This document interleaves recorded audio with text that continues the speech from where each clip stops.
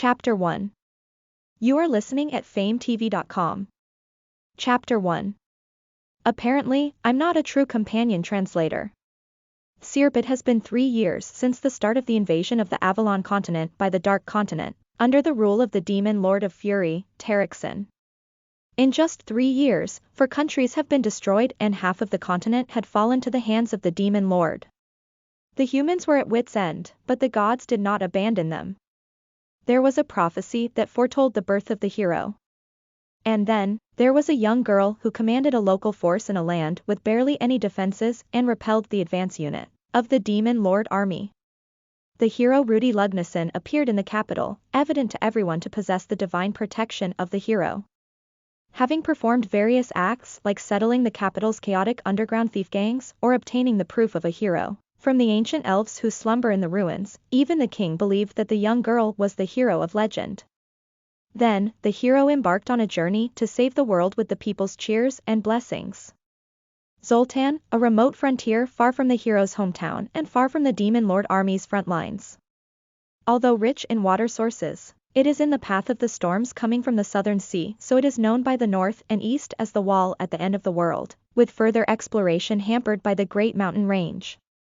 In addition, due to the widespread wetlands, transport was bad and development was slow. Strategically, there was nothing worth noting.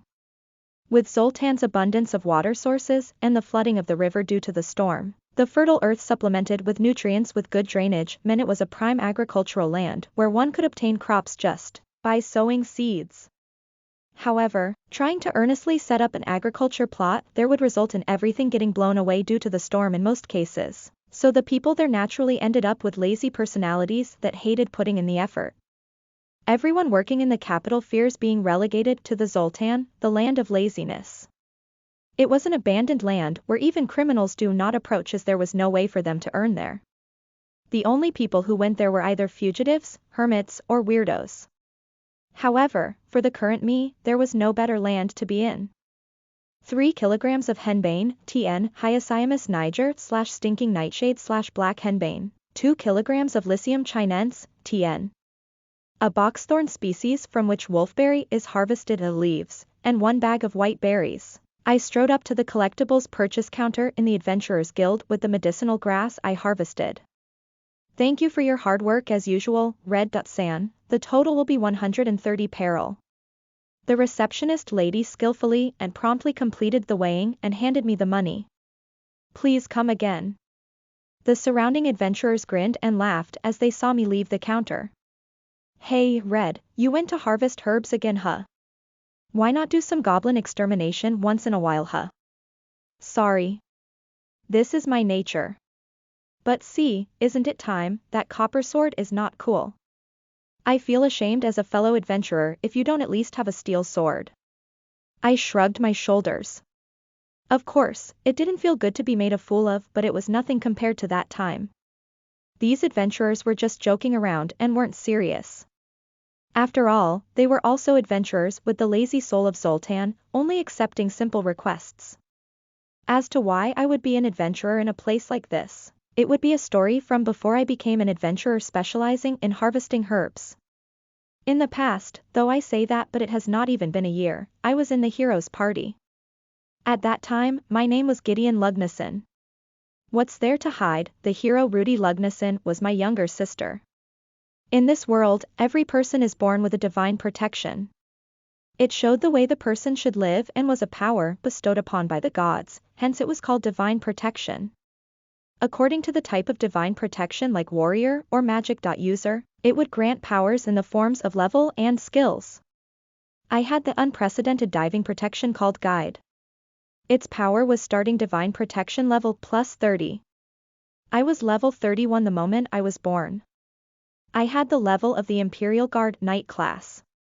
Naturally, I was fawned over, actually went to exterminate monsters from the age of 6 and was scouted by the Knight Order when I was 8. And I was promoted to become vice captain at the age of 18. When it was known that my younger sister was the hero, we were hailed as the twin wings of hope for humanity. After finishing the battle together with Rudy at the frontier, when it was time to depart from the capital to defeat the demon lord, I was naturally added to the party. At the very least, I was stronger than my younger sister at that time and was the top 5 knight in the capital. Nobody opposed to my addition to the heroes' party.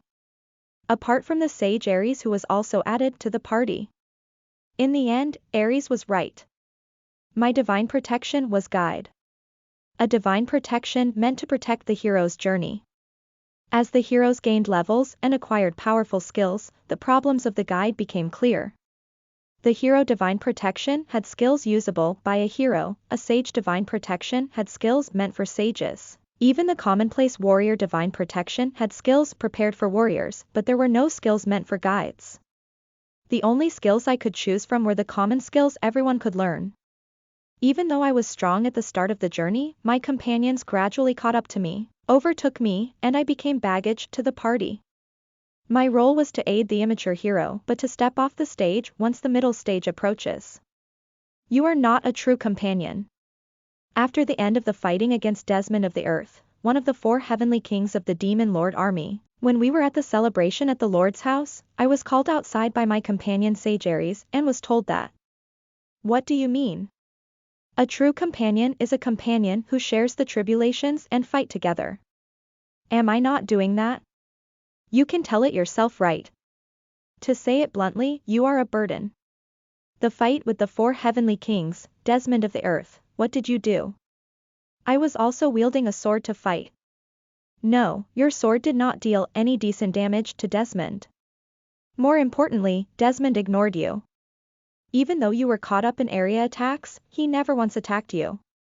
That was certainly true. I was ignored by Desmond. You were not a threat to him, and yet you could not avoid an area attack that wasn't even aimed at you. Having been injured, Rudy had to heal you. Just that alone would cost us 1 move. That. Your existence is a weight for Rudy. Don't you think that is worse compared to just being a burden? At the very least, I still put in the effort to be useful. Effort. Are you an idiot? What? Even if you put in the effort and succeed, it does not excuse being a burden. Do you think you can be forgiven for being a burden because you put in the effort? Don't be selfish. You're not a true companion after all. I couldn't refute his arguments at all. Maybe it was the right time. I thought.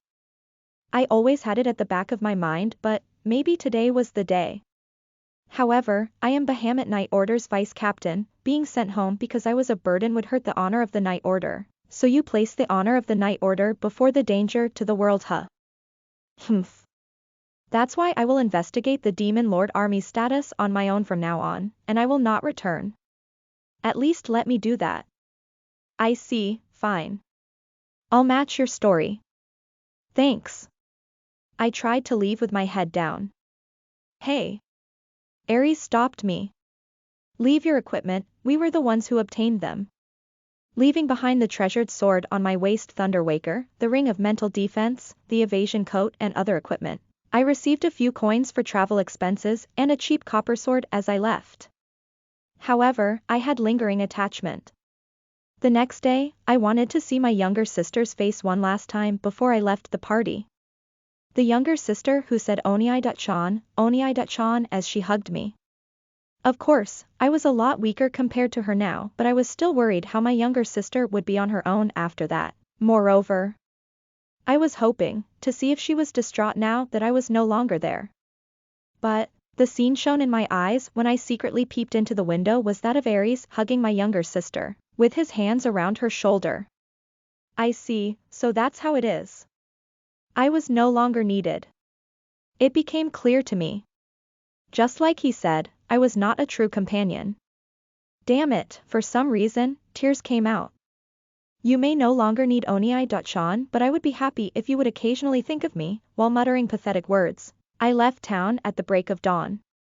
After that, I changed my name to Red, became an adventurer with a boring herb harvesting specialty and flowed to this abandoned land, Zoltan. It was tough then. Being alone, I sobbed despite being a man. Having been kicked from the party, I had no drive to do anything for some time.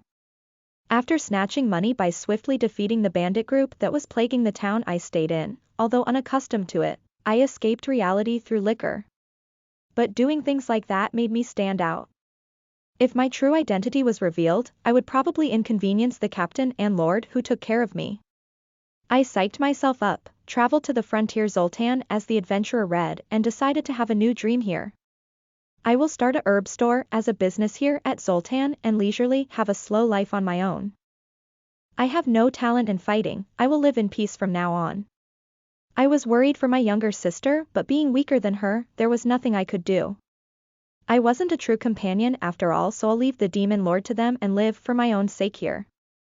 For that sake, I gathered money through herb harvesting requests and drew a map for myself to show the distribution of medicinal herbs, according to the season.